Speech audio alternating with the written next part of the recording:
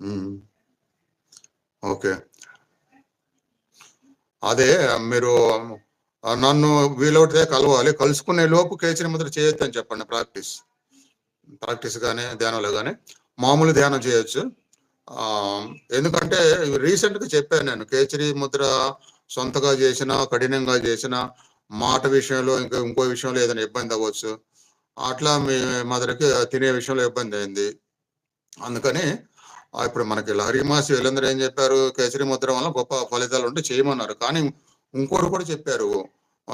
ఒక 'లహరి మాసినే' కాకుండా మోక్షం పొందిన చాలామంది కేవలం కేసరి ముద్ర వల్లనే నాద సంగీతం వినపడతాం గాని, దర్శనాలు గాని, మోక్షం గాని దాని వల్లనే వస్తదనుకోవసరం లేదు. ఇంకా చాలా వాటి వలన వస్తది.